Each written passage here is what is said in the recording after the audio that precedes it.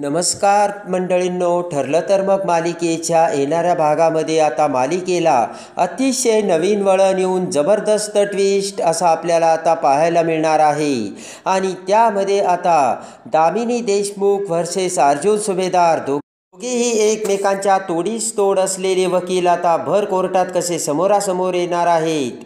आणि जेव्हा आता दोघे समोरासमोर येतात त्यावेळेस आता कोर्टात दामिनी देशमुख आता साक्षी शिकरेची बाजू घेऊन कोणती बाजू मांडते, तर त्याच वेळेस आता पहिल्याच सुनावणीमध्ये अर्जुन हा एकाच पुराव्याचा आता मोठा धमाका उडवून प्रियाने दिलेली पुन्हा एकदा स्टेटमेंट खोटी ठरवत आता अर्जुन असा कोणता पुरावा कोर्टाला दाखवतो आणि त्याच पुराव्यामुळे दामिनी देशमुख पहिल्यांदा कशी तोंडावरती आपटते आणि पुन्हा आता पहिल्या सुनावणीमध्ये अर्जुनचा कसा विजय होतो हे आता आपल्याला बघावयास मिळणार आहे। आणि त्यामध्ये आता आपल्याला आत्तापर्यंत असं पाहायला मिळालेलं असतं की आता महिपत हा साक्षीवरती जेलमध्ये खूप मोठे अत्याचार होतात, अन्याय होतात म्हणून दारू पिऊन आता दामिनीच्या ऑफिसमध्ये आलेला असतो आणि दामिनीला ती सगळी हकीकत सांगताच इकडे दामिनीला आता नवा मोठा पुन्हा पॉईंट मिळालेला असतो आणि ताबडतोब आता दामिनी पोलीस स्टेशनमध्ये येऊन आता त्या लेडीज कॉन्स्टेबलला बोलावते आणि धमकी देत म्हणते की ज्या साक्षी शिकरेची केस दामिनी देशमुखकडे आहे त्या साक्षी शिकरेला हात लावण्याचा आणि तिला त्रास देण्याचा तुम्ही प्रयत्न कसा केलात आणि आता तुम्ही सस्पेन्शनसाठी तयार राहा असा दम भरवत दामिनी आता तेथून निघालेली असते। आणि सगळ्या पोलीस स्टेशनमध्ये आता दामिनी देशमुख नावाचा मोठा हुकमी यक्का तिथे आल्याचे आता दामिनीने दाखवून दिलेले असते आणि एका क्षणात आता सगळे पोलीस स्टेशन गार पाडलेले असते। इकडे मात्र आता अर्जुन हा प्रियाच्या विरोधात पुरावे गोळा करण्याचा प्रयत्नच करत असतो आणि आता चैतन्य आणि अर्जुनला आता त्या कॅफेमध्ये CCTV फुटेजचे मोठे 2 पुरावे मिळालेले असतात आणि अर्जुन म्हणतो की हे बघ चैतन्य, कोणत्या टायमाला कधी आता ही दामिनी देशमुखना सुनावणी बोलावील ते काही कळत नाही, पण ही दामिनी आता नक्की काय करत असेल हे देखील कळत नाही, कारण अर्जुनने आता दामिनीला फोन केलेला असतो पण दामिनीने अर्जुनचा फोन देखील उचललेला नसतो। तेव्हा आता अर्जुन हा वैतागलेला असतो आणि अर्जुन म्हणतो की दामिनीने जर माझा फोन उचलला असता मला नक्की कळाले तरी असते की दामिनीचे आता कोणते पुरावे मिळवण्यासाठी प्रयत्न चालू आहेत आणि साक्षीच्या केससाठी दामिनी आता कोणकोणते पावलं उचलत आहेत, पण चैतन्य ती फोनच उचलत नाही आहे। तेव्हा चैतन्यने अर्जुनला मोठी ट्रिक दिलेली असते।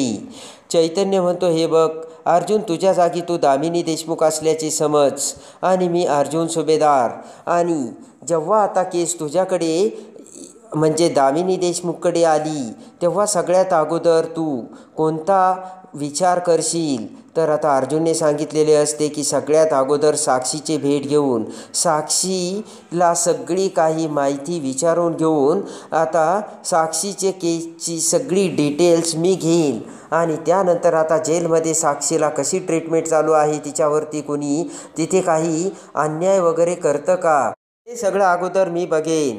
आणि लगेच चैतन्य म्हणतो की अर्जुन, मग आता ती दामिनी देशमुखसुद्धा हेच बघितलं असेल तिने, तर आता अर्जुनला मोठा क्ल्यू मिळालेला असतो। अर्जुन म्हणतो की हे बघ चैतन्य, आता मी तुला एक सांगतो, जेव्हा दामिनी देशमुख कोर्टात येईल आणि ती कोर्टामध्ये काय स्टेटमेंट देईल आणि कोणत्या आता पुराव्यावरती ती भर देईल याचा आपण विचार करायला हवा। आपल्याला आता जे प्रियाच्या विरुद्ध पुरावे मिळालेले आहेत ते पुरावे जोपर्यंत ही दामिनी देशमुख त्याविषयी बोलत नाही तोपर्यंत आपण मात्र हे पुरावे कोर्टात दाखवायचे नाहीत। चैतन्य म्हणतो ठीक आहे। इकडे आता दामिनी ही महिपतसोबत आता कोर्टामध्ये येते, साक्षीची भेट घेते आणि तिथे आता साक्षीची भेट घेताच आता दामिनी म्हणते की हे बघ साक्षी शिकरे, आता तुमची केस माझ्याकडे आली आहे, तेव्हा आता पहिल्यापासून जे जे काही घडलं हे सगळं कसं झालं, काय झालं याची मला डिटेल लागतील आणि हे बघा खोटं बोलायचं नाही। आता डॉक्टरांकडे आपण जसे खोटं बोलत नाही ना तसे देखील एकही गोष्ट खोटे बोलायची नाही आणि जर मला ते आढळलं तर त्या क्षणी मी तुमची केस सोडून देईल। तेव्हा आता महिपत म्हणतो की पोरी अगं वकिलीनबाई आपल्याच आहे, जे जे काही आहे ते सगळं वकिलांबाईला सांगून टाक आणि मग त्यांच्या डोक्याने वकीलबाई ती कशी फिरवतात ना ते त्यांचा ते विचार करतील. आपण सगळं खरं सांगून टाकायचं. तेव्हा आता साक्षी आता सुरुवातीपासूनची सगळी हकीकत आता दामिनी देशमुखला सांगते. सगळ्यात अगोदर दामिनी देशमुख म्हणते की मला अगोदर साक्षी तू एका प्रश्नाचं उत्तर दे. त्या विलासचा खून झाला, तो खून तूच केला होतास का? तेव्हा आता साक्षी ही अण्णाकडे बघते. अण्णा म्हणतात की बोल. अगं वकिलीनबाई आपल्याच आहेत, कशाला घाबरते? तर साक्षी म्हणते की हो, खरं तर तो खून माझ्याच हातून झाला. साक्षी म्हणते की मला पण तो खून करायचा नव्हता, पण तो मधुकर पाटील आश्रम विकण्यासाठी तयारच नव्हता. आणि त्यानंतर मग आश्रम विकण्यासाठी तयार नसताना मी आणि माझी जी साक्षीदार आहे ना प्रिया किल्लेदार म्हणून, ती सुद्धा माझ्याच बाजूने आहे. दामिनी म्हणते की ही प्रिया कोण? तर साक्षी म्हणते की ही आता प्रिया किल्लेदार म्हणजे रविराजची मुलगी आहे. ते ऐकून आता दामिनीला धक्का बसतो आणि दामिनी म्हणते काय? तेव्हा आता साक्षी म्हणते की खरं तर ती रविराज किल्लेदारांची खरी मुलगी नाही आणि रविराज किल्लेदारांची मुलगी बनून आम्ही तिला तिकडे पाठवलं आहे. म्हणजे तिचा दुसरा काही प्लान होता आणि तो प्लान आम्हाला माहीत होता, म्हणून ती आमच्या प्लानमध्ये सहभागी झाली. आणि जेव्हा ती आश्रमात तिथेच राहायची आणि आश्रमात राहत असल्यामुळे आम्हाला तो आश्रम विकत घ्यायचा होता, म्हणून आम्ही तिची मदत घ्यायची ठरवली आणि त्यासाठी आम्ही तिला पैसेसुद्धा दिलेत. वेळोवेळी पैसे देऊन आम्ही तिच्याकडून काम करत होतो. आणि त्याच वेळेस आता विलास हा आश्रमात तिनेच आणला होता आणि विलास हा आश्रमात आणल्यानंतर हळूहळू आम्हाला मधुकर पाटील हा आश्रम विकायला तयार नव्हता, म्हणून आम्ही एका रात्री मधुकर पाटलाला दम देण्यासाठी गेलो.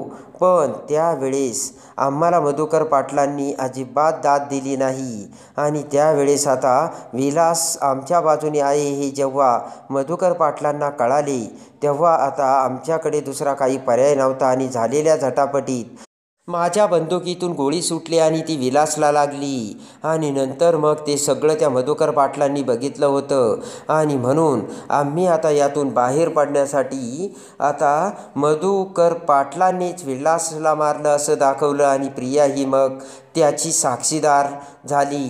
असं आता सगळं काही साक्षीने आता दामिनीला सांगितलेले असते. दामिनी म्हणते की पण त्या अगोदर तुमच्यामध्ये मैत्री होती का? तेव्हा आता साक्षी म्हणते की हो, त्या अगोदर आमच्यामध्ये मैत्री होती, पण त्या अगोदर आमच्यामध्ये मैत्री होती हे कोणालाच माहिती नाही आहे. कारण जेव्हा आश्रमात विलासचा खून झाला तेव्हाच मी आणि प्रिया दोघीही एकमेकींसमोर आल्या हेच आत्तापर्यंत दिसतंय. तेव्हा आता दामिनी म्हणते की ते तरी एक बरं केलं आहे, म्हणजे आत्तापर्यंत त्या अर्जुन सुभेदाराने मैत्रीच्या अगोदरचा काही उलगडा केला नाही ना? तर साक्षी म्हणते की अजिबात नाही, त्याला तर माहितीसुद्धा नाही. आणि प्रियाने तशी साक्षीसुद्धा दिली. जेव्हा विलासचा खून झाला त्याच वेळेस तिने मला बघितलं म्हणून.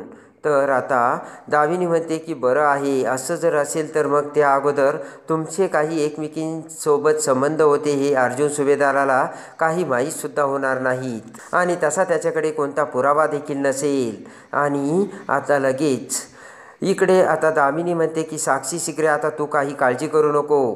तुझी केस आता माझ्याकडे आली आहे आणि लवकरच मी तुला जामिनावरती सोडवणार आहे.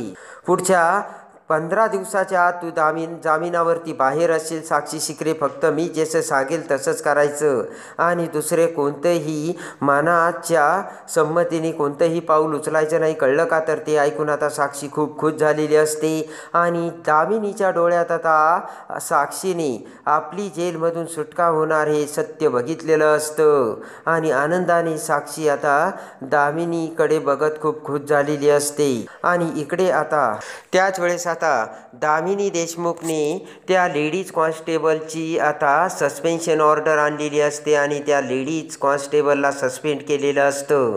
आणि लगेच आता दामिनी देशमुखने पोलीस स्टेशनमध्ये जबरवचक बसवलेला असतो आणि सांगितलेलं असतं की हे बघा, माझी अशील जी साक्षी शिकरे आहे तिला जर पोलीस स्टेशनमध्ये काही त्रास झाल्याचं मला कळलं तर त्या क्षणी तो माणूस सस्पेंड केला जाईल एवढं लक्षात ठेवा आणि सगळेजण घाबरलेले असतात. आता ती लेडीज कॉन्स्टेबल गयावया करू लागते, पण दामिनीनं तिचं काही एक ऐकलेलं नसतं आणि दामिनीच्या जर कुणी नादी लागला तर त्याची काय अवस्था होते हे दामिनीने आता त्या पोलीस स्टेशनमध्ये दाखवून दिलेले असते. आणि तीच चूक आता दामिनीला खूप महागात पडणार असते आणि त्याचाच आता मोठा पुरावा बनून आणि त्या लेडीज कॉन्स्टेबलला आता सस्पेंड केल्याची ताकद बनून आता अर्जुन हा पुन्हा दामिनी देशमुखला आता ती तोंडावर पाडणार असतो. कारण त्या लेडीज कॉन्स्टेबलने साक्षीला आता थोडेसे इरिटेट केल्यामुळे लगेच दामिनी देशमुखने त्या लेडीज कॉन्स्टेबलला सस्पेंड केले हे आता अर्जुनला समजलेलं असतं. आणि त्यानंतर आता दामिनीने कोर्टात अखेर साक्षी शिकरे विरुद्ध पहिलीच सुनावणी बोलावलेली असते आणि आता दामिनीने सुनावणी बोलावल्याचे कळताच आता अर्जुन आणि चैतन्यने इकडे तयार झालेले असतात. अर्जुन म्हणतो की हे बघ, आपल्याकडे आता 2 ताकदीचे मोठे पॉईंट आहेत. एक तर त्या लेडीज कॉन्स्टेबलची सस्पेन्शन ऑर्डर आणि दुसरे म्हणजे की प्रियाची साक्षीच्या बरोबर अगोदर ओळख होती आणि त्या कॅफेमधले ते सगळे पुरावे आणि तो साक्षीदार असलेला कॅफे मालक.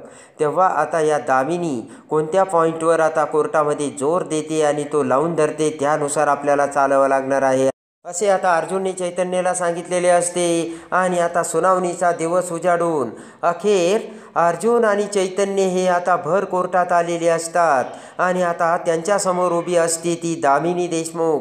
पहिल्यांदाच आता जगातील टॉप वकिलापैकी असलेली दामिनी देशमुख समोर आता अर्जुन आता त्या साक्षी शिकरेची केस लढायला आलेला असतो आणि लगेच आता जज हे तिथे येऊन आता कोर्टाची सुनावणीला सुरुवात करून म्हणतात की अर्जुन सुभेदार, तुम्ही तुमची बाजू मांडू शकता. आणि त्याचप्रमाणे दामिनी देशमुख या आता साक्षी शिकरेच्या नव्या वकील आहेत, त्यासुद्धा आता कोर्टामध्ये विनोद करू शकतात असे आता जजने सांगितलेले असते. आणि त्यानंतर आता अर्जुन उठून उभा राहतो आणि प्रियाला आता अर्जुनने विटनेस बॉक्समध्ये बोलावलेले असते. प्रियाला विटनेस बॉक्समध्ये बोलावताच आता प्रियाची खूप घाबरगंडी उडालेली असते आणि लगेच आता घाबरतच प्रिया ही विटनेस बॉक्समध्ये येते. तेव्हा आता अर्जुन प्रियाला म्हणतो की हे बघा प्रिया, तुम्ही विलासच्या खुनामध्ये साक्षीदार आहात. आत्तापर्यंत तुम्ही वेळोवेळी ज्या साक्ष दिल्या आहेत त्या साक्ष आम्ही पुराव्या सगट खोट्या आहे की खऱ्या ह्या सिद्ध करून दाखवल्यासुद्धा आहेत. आता मी तुम्हाला काही प्रश्न विचारणार आहे, त्या प्रश्नांची तुम्ही योग्य आणि खरं खरं उत्तरं द्यायचं.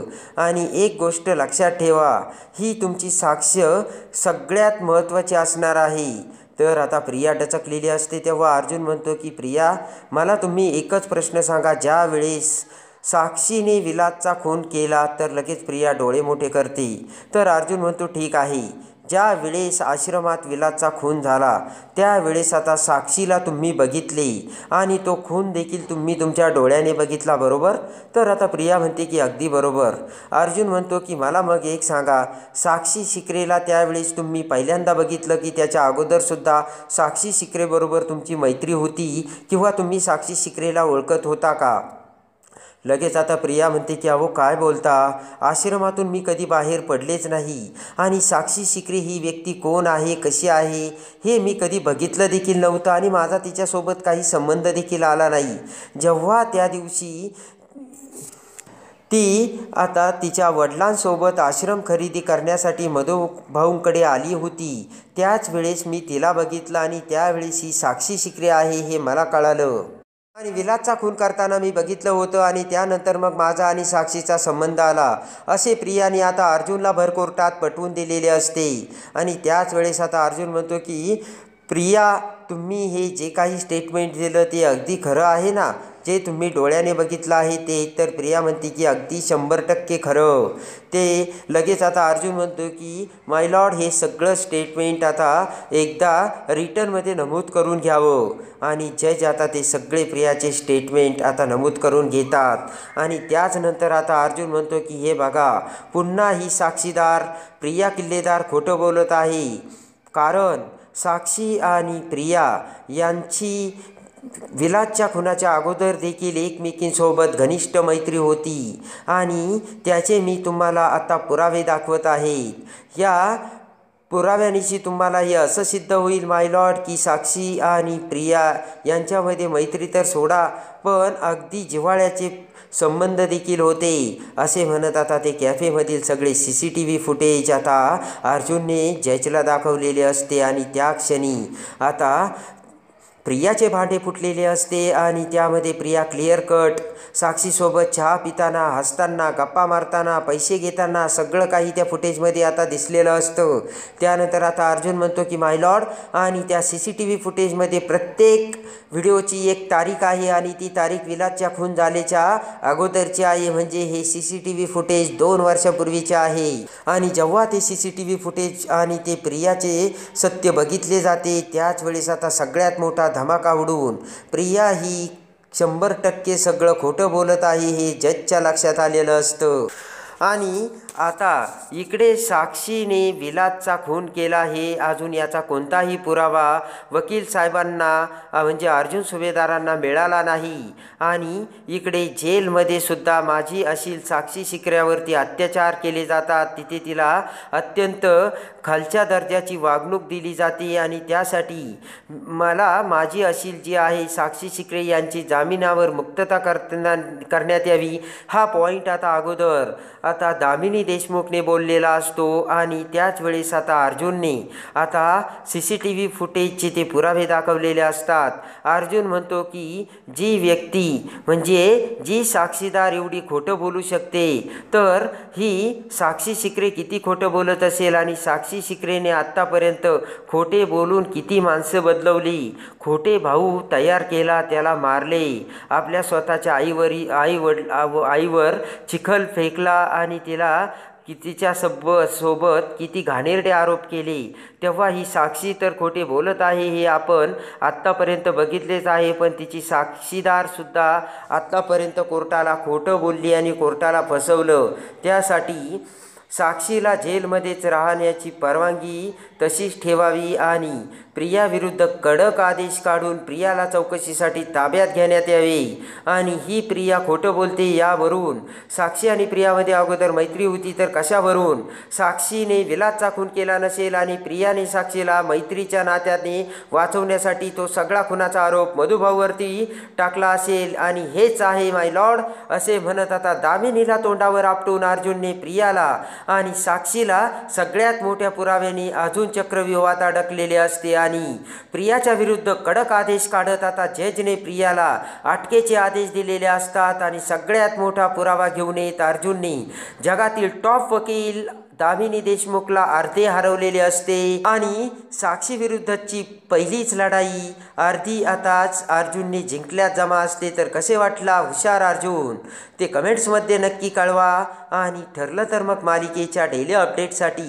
बेल नोटिफिकेशनवर क्लिक करून आपल्या चॅनलला लाईक करा, सबस्क्राईब